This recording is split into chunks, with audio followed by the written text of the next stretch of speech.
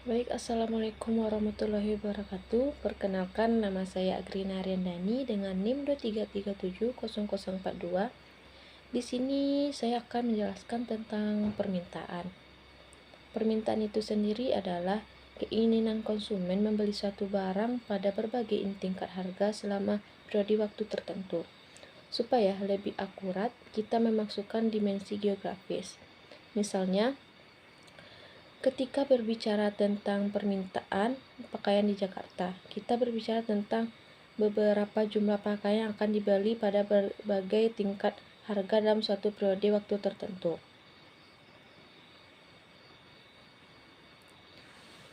Waktu tertentu per bulan atau per tahun di Jakarta. Jadi, permintaan diartikan sebagai jumlah barang atau jasa yang diminta maupun dibeli seseorang atau individu dalam waktu tertentu pada berbagai tingkat harga.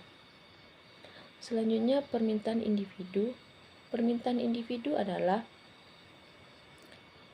jumlah barang atau jasa yang akan dibeli atau diminta oleh individu pada suatu harga atau waktu tertentu.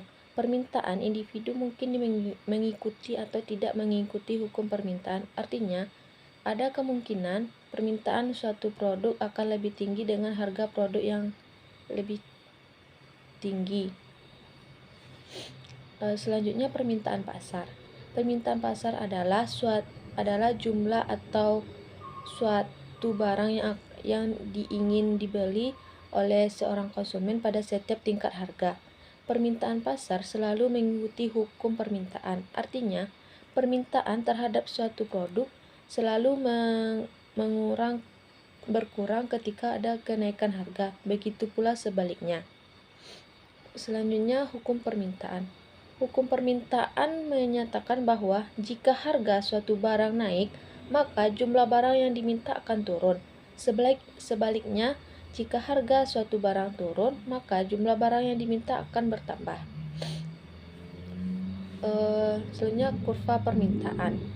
Kurva permintaan adalah daftar antara harga suatu barang dengan tingkat permintaan barang tersebut.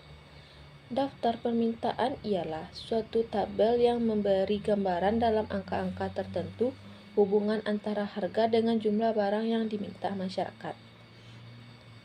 Fungsi permintaan dalam bentuk umum.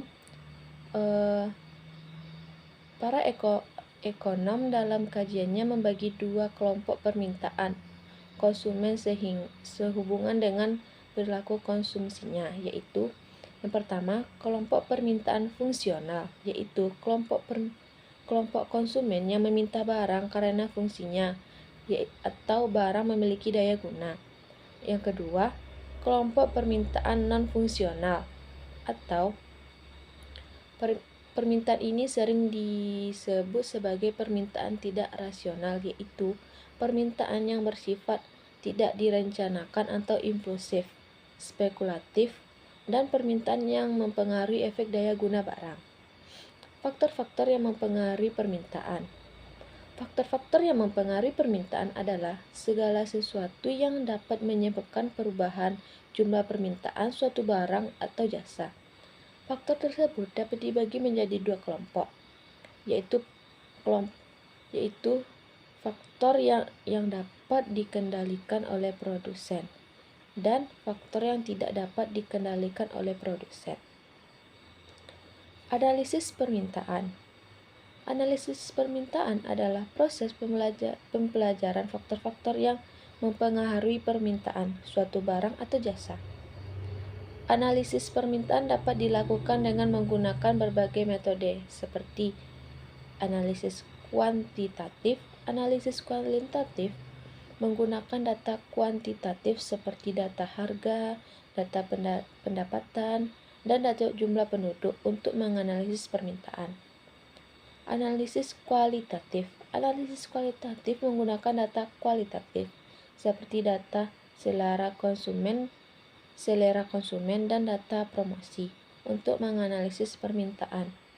Analisis permintaan dapat digunakan untuk berbagai tujuan seperti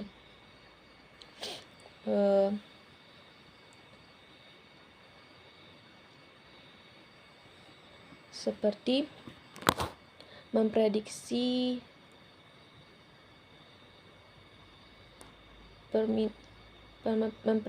permintaan, membuat strategi pemasaran, menganalisis berbagai persaingan. Baik, hanya itu yang dapat saya sampaikan. Jika ada yang salah dari saya, mohon dimaafkan. Assalamualaikum warahmatullahi wabarakatuh.